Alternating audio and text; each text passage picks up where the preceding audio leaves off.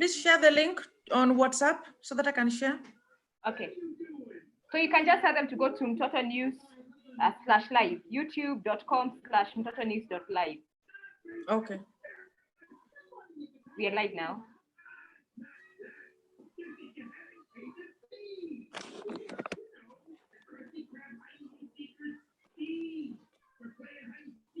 Hi, everyone. Thank you for joining us again for this conversation with a lawyer. Enrica, she's been very helpful in the last few weeks. And today we are going to delve into very important topics that are going on right now, like alternative care. So if I want to, I have children, guardianship and adoption, and of course you have to touch about gender-based violence. And if you're in a situation where there's domestic violence or gender-based violence, what you need to do, what are support systems that are available for you, even though we are having a bigger webinar in the afternoon, but because from a lawyer perspective, we need to talk on that. And also demand from last week that we did not talk enough about inheritance and stuff. Actually, we had a few number of questions asking how can we connect between life insurance and a will. So there were quite a number of questions, and there was so much interest from last week. So I have requested Enrica to go back and to expound more on that. So Enrica, so welcome. Thank you so much for joining us again. Thank you, Jennifer. Good morning, everyone. So I'm gonna start first with guardianship and adoption. And my discussion is going to be limited to the current ongoing situation, the pandemic of COVID, and the directives from the courts.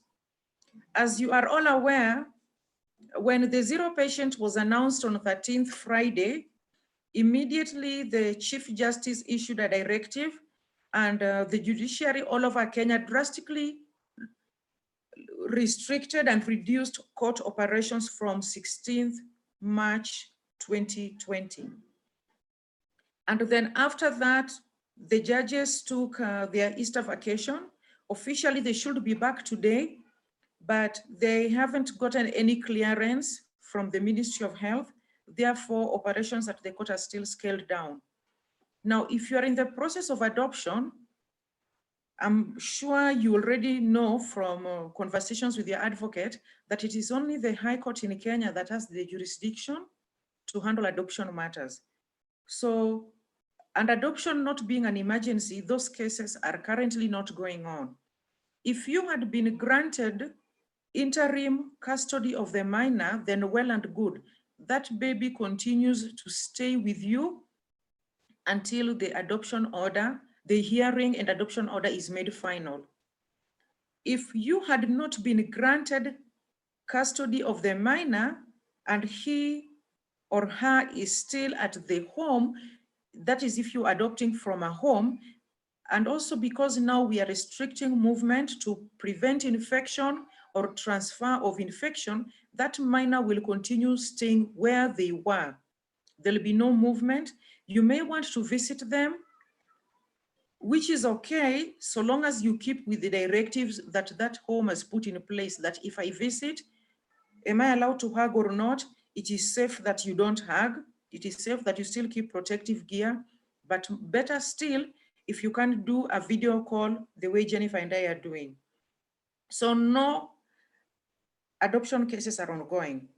Now, the other major and serious one are domestic violence. You realize that domestic violence has always been there, most unfortunate, but previously it's been easy to access courts, but right now it's not easy to access courts, and then people are living in a confined space. Your social network is restricted, and you've never been able to solve your issues, or probably now with close connectivity, more issues have come up. It could be issues to relate to finance because either you've lost your job or the finances have been restricted, but for whatever reason. Now, if it's an issue of domestic violence, that you are allowed to approach the court. If you are a lady, FIDA has given emergency numbers. You will need to go to their website, look it up. They have given emergency numbers where you call. They will assist you in the legal process of going to court and getting protection orders.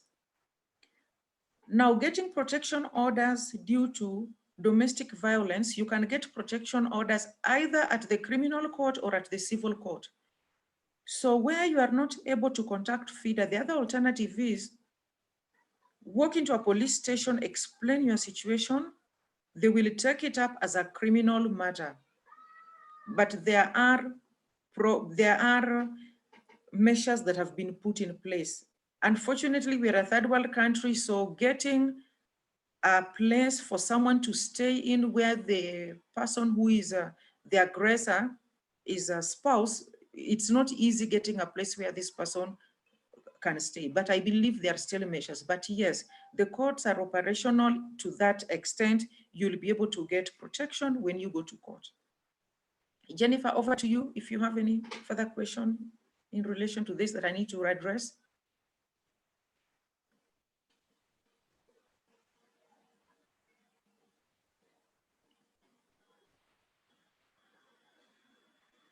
Sorry, I had gone to fix up. So thank you. For me, you're saying that because I was in a meeting, actually I jumped out from a meeting right now to join this one, and you're discussing about the response. You know, right now, like what happens if someone is at home, it's past curfew, and you really need to be rescued, and you've been told children officers or gender officers or social workers are not essential service providers. And right now with the happening, how can I get help? You know, and there's so many people asking, how can I get help? How can I get my children help? I know for children, calling 116 is a direct, you can do it, but these guys who are supposed to rescue are not essential service providers. So how can they get help so that they can be rescued from this situation? It's past curfew, 7 o'clock. You're not supposed to go outside. As a social worker, I'm not supposed to go even to go rescue someone. So how are they supposed to get help? Thank you, Jennifer. The situation we are finding ourselves in is most unfortunate. If it's past curfew hours, our policemen are on the streets. It's unfortunate. I believe one still just has to go on the street and look for a police. It will depend on the kind and the nature of the police woman or policeman that they meet. That is the best that can be offered. If someone is able to call, that is if they have access to the internet, they have airtime and they are able to call where they have access to the numbers that have been listed, then that will help. Even if the helplines that they've called, the people cannot come to them, I believe that helpline, they have access to the police stations around each and every location, and they have the numbers, they'll be able to call and some help will be availed. It's very difficult with the curfew at night, I admit it. Services are not as perfect as they should be, and you realize even when it's not curfew time, services are still normally very limited, but we just have to try and make the best of what is there. This is probably, it will be a bridge to the topic that you are going to delve on later, is like, I'm just running away from my, let's say, matrimonial home. I've been living with my spouse or my partner for a while, and then there's domestic violence. I'm leaving like we bought that home together, and I'm running because of domestic violence. We have seen, there was a story, I think last week on TV, where actually a woman was forced to leave her own house. She has built it for years. So what happens in cases like that? How can I, and I still have children that need to live under a roof. So what am I supposed to do in cases like that, Enrica, from a legal perspective? Because there are so many women who are out there, some men who are out there who are really suffering, and they already have homes, but they can't go back there because of the domestic violence, but they also need a place to stay. Thank you, Jennifer. As I've previously said, it's a very difficult situation. And even in normal circumstances where courts are fully operational and there's no curfew, you realize that resources are very limited. I know that the government has shelters for children, but the government does not have shelters for women who are in abusive relationship, or even men, but majority are women who are in abusive relationship that need a place to get in.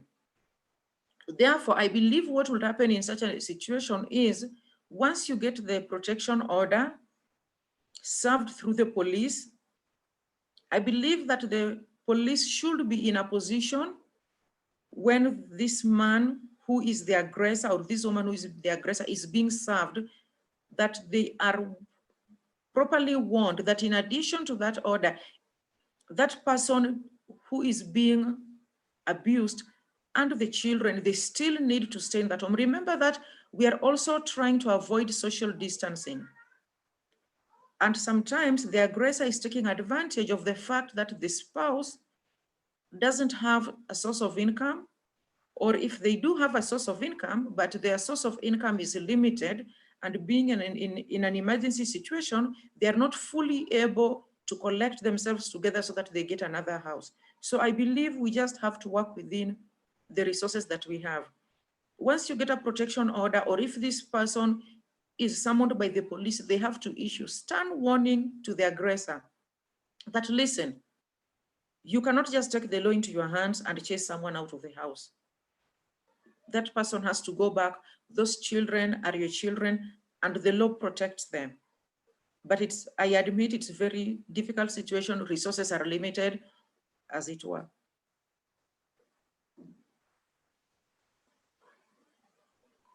Yes, Jennifer, over to you.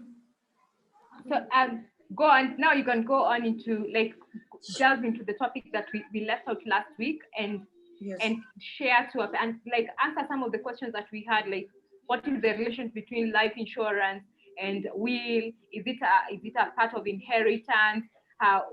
You know, those questions we've had where someone has killed children so that they can get their life insurance. You know, how can we? Are you able to delve more onto that? Thank you, Jennifer. Yes, as I'd mentioned to you, I needed to repeat the session we had last week because I realized that there are some issues that I did not fully or properly address. So I will address that question, but in addition, I'd like to go over fully what we discussed last week. So last week we discussed about estate planning or estate management. Briefly, what is estate planning? Now, estate planning is where you as a person, you bring in together all that is around you, that is your assets, the property you've acquired. If you have children and you consider them also, and you decide, should I precede my children in death? How would I want my property to be administered? And how would I want my children to be looked after in a case where I die and leave them young? So there are many vehicles through which you can do this. It is a complex legal process. It does not just involve lawyers, because where assets are concerned then, and where you have a large estate, meaning a lot of property, you will even need financial advisors to come in, probably tax experts, to tell you what kind of vehicle is best for whoever will be inheriting from your estate, to not to incur a lot in terms of the tax that they'll need to pay. So it's a complex process, does not just involve lawyers, but it's the whole process of you planning for the life of your beneficiaries and how your property is to be administered when you're not there. So what instruments are involved in estate planning? As I'd mentioned last week, there are three main vehicles that are involved in estate planning. The first one are wills. I will expound on that later. The second one, trusts. I will also expound on that later. Then the last one is power of attorney. So allow me to start with the power of attorney, because it's not as wide as trust or as wills. What is power of attorney? Power of attorney is where I, as Enrica, I write a document, I witness it, meaning I sign it, and on the document I state that, should this and this happen to me, should I get either incapacitated or I've traveled, or for whatever reason, I'm unable to do something, I appoint so-and-so to do what? To be my representative. Now, there are two types of powers of attorneys. You can either do a general one that gives the person whom you've appointed the discretion to be your representative in all areas where you are needed personally, but you're unable to attend.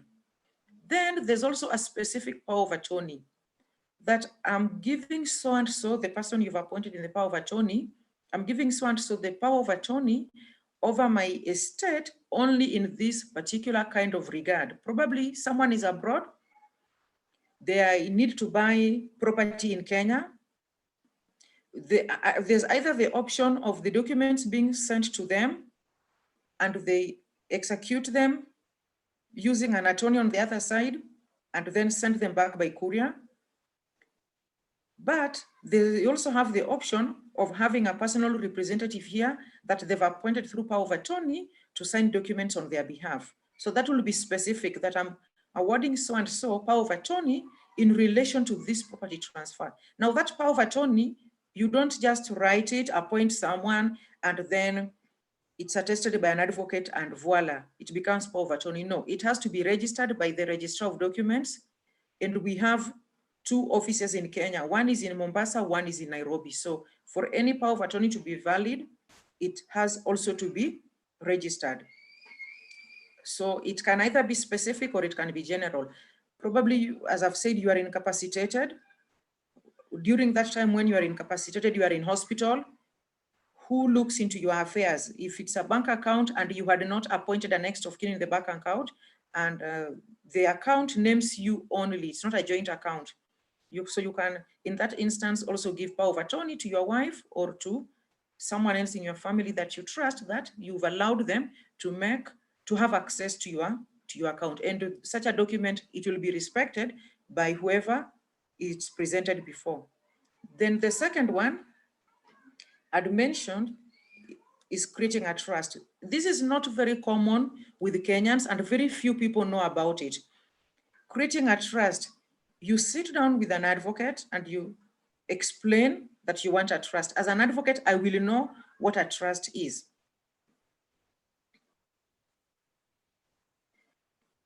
Are you there, Jennifer? As an advocate, I will know what a trust is. So I will sit you down, draw the document, and tell you all your property that you want to be put in the trust will be put in the trust. Now, a trust, you must name beneficiaries. So if you have children and you want them to benefit, you will list them as the beneficiaries to the trust. Now, a trust, if you happen to die, the property in the trust automatically reverts to your children or to the named beneficiary. All they need to do is to provide a copy of that trust, copy of your death certificate, and whatever other document that they will be asked. So if it is property that is land, they will have to go to the Registrar of Lands for the transfer to be done. Now, any property named under a trust does not go through probate and administration. Probate and administration is the legal process in court through which you transfer property of a deceased person to dependents, to beneficiaries. So any property that you put in a trust does not go through probate and administration. This is the least common used in Kenya. People don't know much about it. People only know about wills.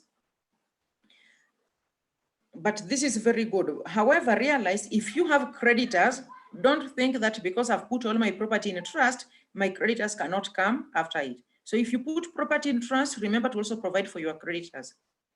Because if not, the beneficiaries will be forced to do what? To pay. Trust, the creditors can successfully challenge, but anybody not named as a beneficiary in a trust cannot challenge. Cannot challenge that. I need to inherit, I need to have property, and I'm not named in the trust. Under trust, remember, we have things like life insurance policy. Remember, when you're taking insurance, you're always asked to name a beneficiary. Whoever you would want to benefit, name them. And remember, you can always change the beneficiaries as time goes by. Where you have a bank account, always name a beneficiary. If you are single, often we will name our siblings or our parents. When you get married, ensure that you change your beneficiary or add your spouse. So probably you named your mother, you get married, you don't want to remove your mother, but you can name. And you can also ask your bank, can I elect the percentage? I've named my mother and I've named my spouse. Can I elect the percentage that should I precede them in death, how much they inherit, or do I want them to inherit 50-50? So you have a spouse with 3 children and your mother who is 80. Would you still want your mother to inherit 50% equal to your wife whom you've left with 3 children? So you need to ask your bank if you can also elect the percentage that each of your named beneficiaries will get if you precede them in death. That is, if you have more than one beneficiary. But trust is a very, very good vehicle. Then the last one, now, sorry, when you have joint property by spouses, remember I'd mentioned last week that where property is listed as joint, where one of the joint owners dies, there's something in law known as transmission. The surviving owner simply goes to the registrar and provides a copy of their ID and a copy of the death certificate, and the property fully is transmitted to them. Now, in joint ownership, you can also elect that you want your share of the property. You can elect that you want your share of the property to be put in a trust. So that is something also you need to consider. You can also transfer where you have children and they've already reached the age of majority, that is 18 years and above. You can also transfer the property to them when you're still alive. But remember, as I mentioned last week, when you transfer property to them, remember this is permanent.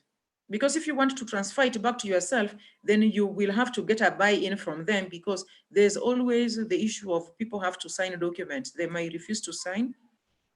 You can transfer property to them and then they misuse it. If it's a business, they run it down, but it's also an option. You can still transfer it to them, but you keep the transfer documents.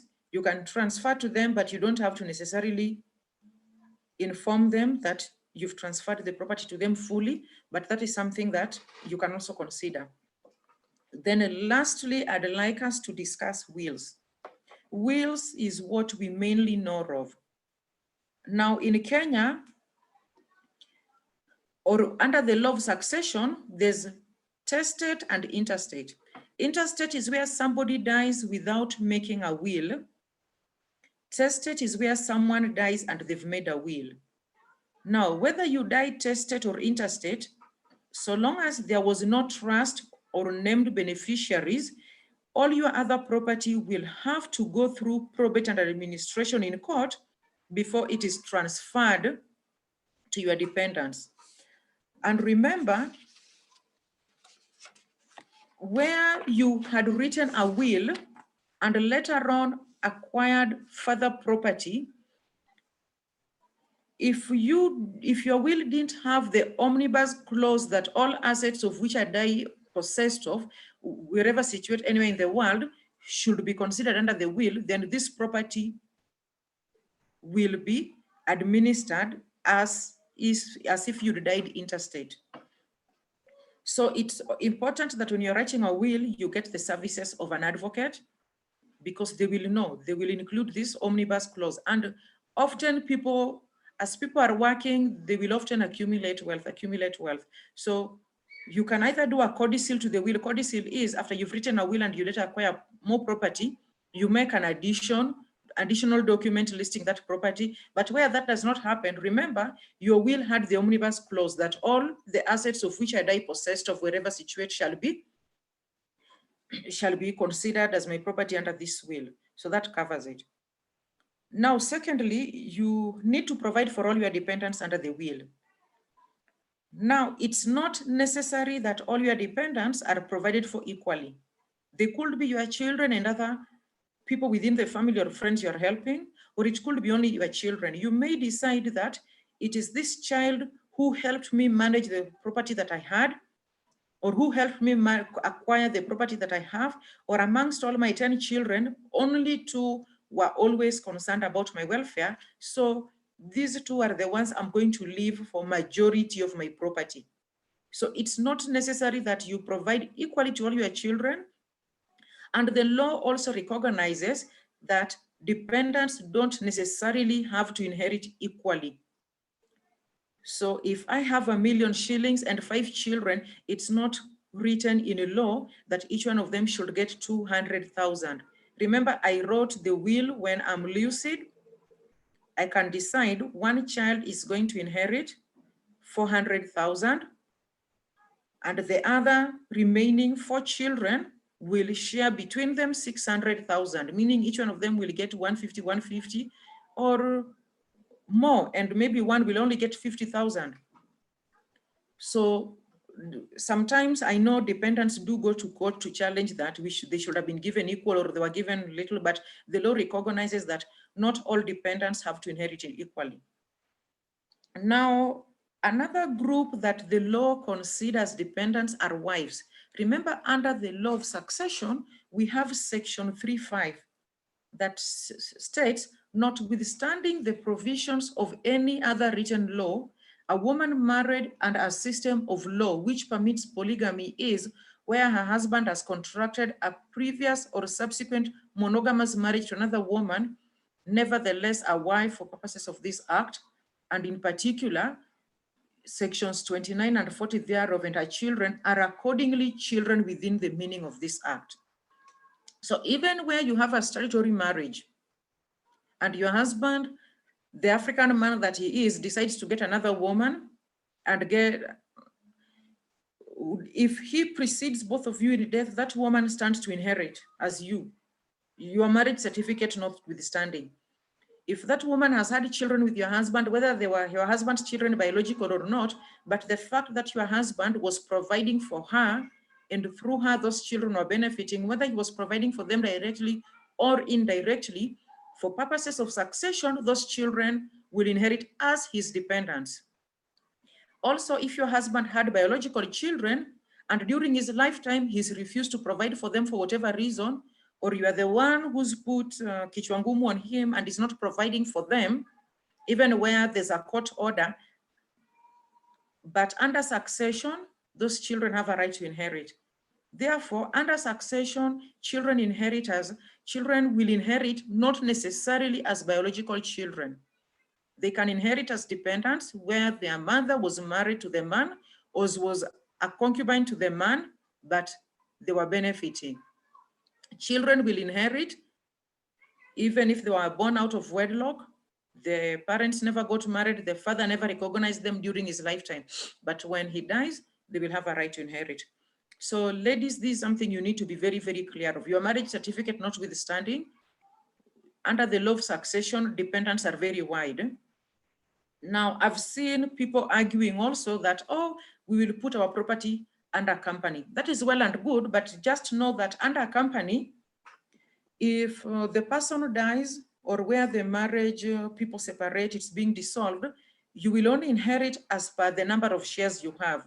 So where you decide to register a company and put your property under a company, be very sure of how many shares you have in that company. If one of you has 99% and you have 1%, should you break up or the person dies, the company law states that you as the director, you will only get as per your share. So if it's 1%, that is what you'll get. So if you had contributed more towards the acquisition of the property, more than 1%, but under directorship, your share is only 1%, then too bad. So be very vigilant, be very careful. Even where you have a family lawyer, try and get your own independent lawyer as a spouse. Sit down with them and tell them, oh, my spouse and I are thinking of these 2 vehicles, whether it is trust, will, or registering our property under a company. Can you advise me?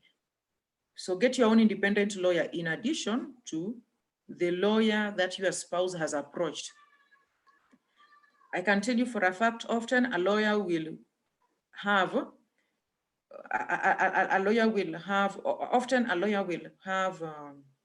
the word is escaping me, but a lawyer will lean more towards the party that approaches them first.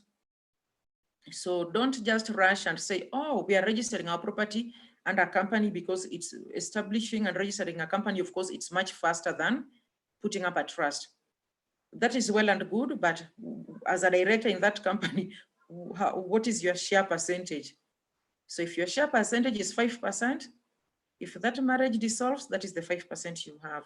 If you pass away, your 5% is what your dependents, your children will get. So be very, very careful when you rush that you're registering your property under a company, because it is a much faster process than registering a trust. If your husband has many wives and you have property joint ownership, well and good, but should you precede your husband in death, under transmission, the property will revert to him 100%. And because he was polygamous, should he die before any of the other wives, they will inherit, they will have a share in inheriting that property. So be very careful how you are registering property. If it's property you've acquired during the subsistence of your marriage, but you solely acquired it, think carefully before you register it as a matrimonial property jointly in the name of your spouse. So consider registering only in your name, or put it in a trust and elect your beneficiaries. If you have children, you can elect them. If you want to write a will, there are requirements for writing a will for it to be valid. Please seek the services of an advocate. And under your will, you will name the executor. The executor is the person who will do what? Will administer your estate. So be very careful, have an advocate. We've heard of verbal wills. Verbal will, if someone has a verbal will, the law is the person has to die within 3 months of making that verbal will. But often verbal wills are exchanged, because what if the person you made the verbal will before had their own interest, or maybe you also didn't make, who are the witnesses? This person who claims so and so told me this, this and that has to be his will, they have a sinister motive. So be very careful. Don't rely on verbal will. When you're still alive, strong and kicking, put your house in order. Death is inevitable. Often death comes suddenly. You don't see it coming. It just comes. Some people go to sleep healthy, wealthy, but they don't wake up. So be vigilant, know what to do, and be wise. Now, lastly, under the will, you can appoint guardians for your children. Where you are a single parent and their birth certificate names you as the only parent, you can appoint them guardian when you're still alive through a court order. But where the birth certificate names has listed 2 parents and both are still alive, the only thing you can do is appoint them guardians under the will. And under the will, you can also state how you want to be buried when you die. People are embracing cremation.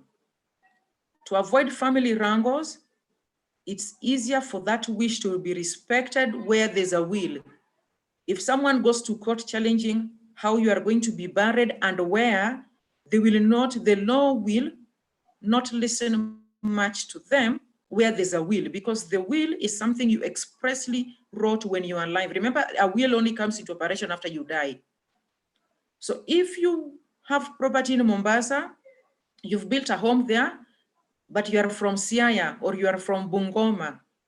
If you don't want to be buried in Bungoma or Siaya, you want to be buried in Mombasa where you bought property and built a home, write that in a will to avoid your family fighting over your remains in court.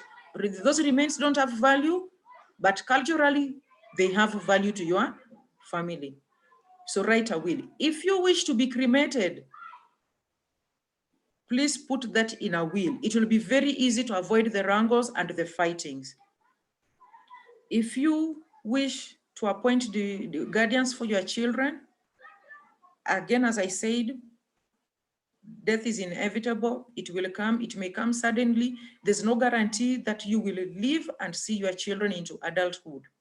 More so if you are a single parent. Scout among your family, among your friends, talk to someone, let them know I'd wish to appoint you a guardian over my children. If they agree, you appoint them guardian. And when you appoint someone guardian over your children, you must also avail the means and the resources for them. So with that, I wish to end. I hope I've covered everything. My email address is duloea@gmail.com, duloea@gmail.com. If you wish to get in touch, you can email me. But otherwise, I think that's it for now. Thank you. If there are any questions, I'm most welcome to ask them. Jennifer, over to you.